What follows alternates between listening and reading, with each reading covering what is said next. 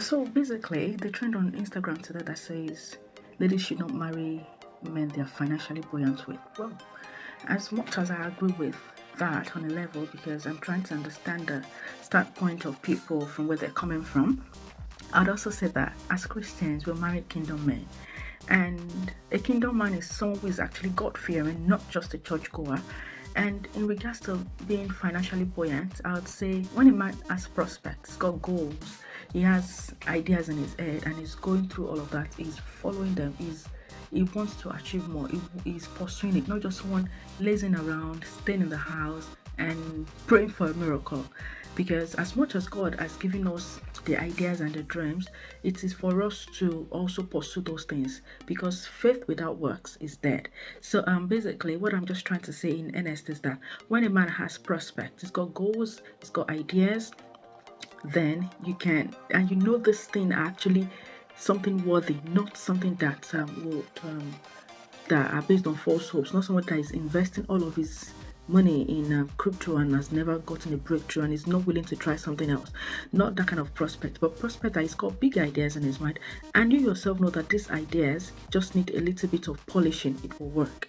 And by God's grace, if God makes it fertile, it works. You understand? So that is something, but not just a man lazing around. Otherwise, I would advise the same thing. But besides that, please, a man who's got more financial, who you've got more financial prospects with, you can go ahead and marry such a person. Thank you. I think communication has really worked for us. I mean, it's a given.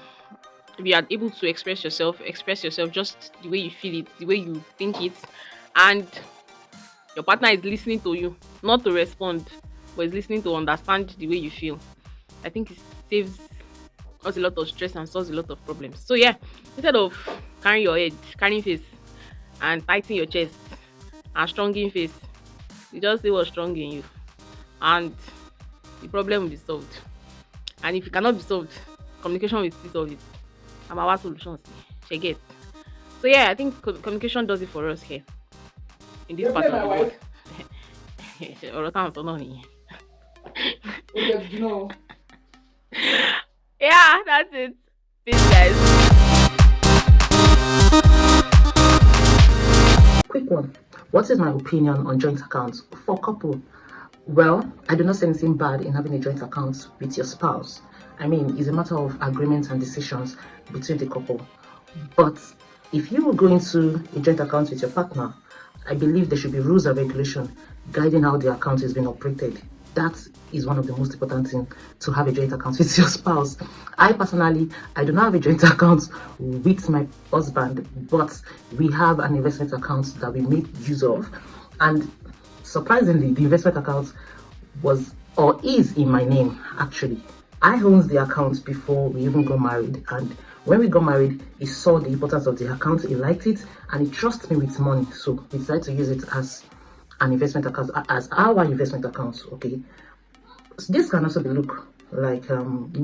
this also looks like a joint account, but you know, there's a little bit kind of differences between it. All well said and done, I believe there's nothing bad in having a joint account with your spouse. Like I said earlier, it's just a matter of agreement, communication, and understanding. And don't forget, have rules and regulations guiding your joint account. Bye.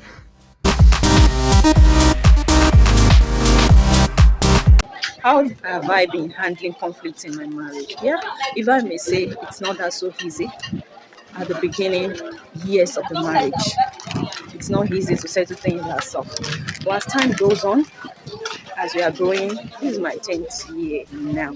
As we are growing, we are getting better, better, and more better. Initially, at the beginning of the whole thing, we take issue out there to our pastors, to people that are more knowledgeable than us. But all glory be to God, with the numbers of years now, we're able to tackle it, settle down within ourselves, no matter how critical the issue might be. The only thing we can do is to just give ourselves a little bit of space, of distance for each tension in both sides to cool off. And after some hours or some days, we get back to it and we sit down. Then the tension is down. The not die down already, then we can both sit down and settle it out amicably. Since past 2 years now, there has not been issue going outside of my marriage to third party for anyone to handle. God has been faithful. We are able to tackle it ourselves. Sit down together and iron things out. And I give the God the glory for the peace. Thank you so much. 5 tips to spice up sex in marriage. Number 1, communication is the key. Number 2, be open to each other. Number 3, expressing appreciation for each other. Number 4, always maintain emotional connection outside the bedroom. Then number 5, experiment different locations, different styles and positions.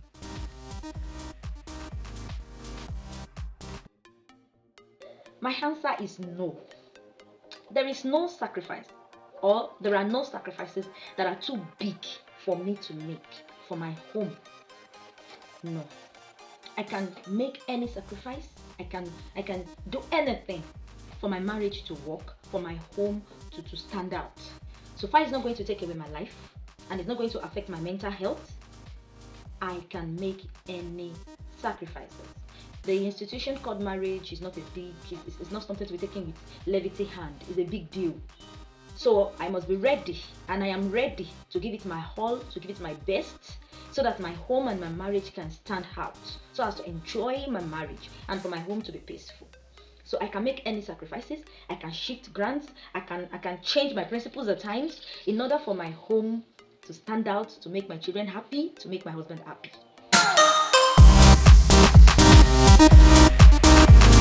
Yeah, I think mentorship in marriages are very important, in the sense that in marriages we have the highs and lows, we have the good times and bad times, and sometimes you might, when you are in your low times, you might feel you need someone to talk to, just someone you can pour out your mind to.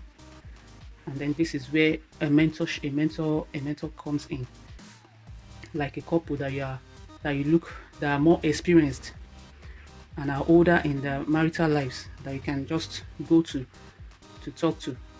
You look up to them, you learn from their mistakes, from their failures, you learn from their successes. So I think mentorship is very, very important in marriage. So yeah, I would say number 1, the fear of God. Then I love the fact that my husband is God-fearing. I love the fact that he loves the things of the Lord. I love the fact that he loves working for God. So I saw this quality in him and I love him instantly, because that has been my desire, that has been my priority. I've always desired to marry a man that has the fear of God in him. So that is number 1. The number 2 is I love the fact that he's caring. Yes, my husband is caring to a fault, not to only me but to people around him, to people around me. He's so caring, he's so caring. Then the third point, I would say the fact that he's intelligent. You see, this aspect of my husband, I love it so much, and I so much admire it. I admire it to the stupor. I could remember then, anytime I see him having an intelligent conversation with someone else, he looks more sexier to me. I think I love that about him. He's an intelligent guy, and he's one of the major quality that attracted me to him. Then I will also talk about his sense of humor. I love that about him. I mean, you can name a lot of qualities that I saw in him, but to mention but few. So I think that's basically few points I can talk about now.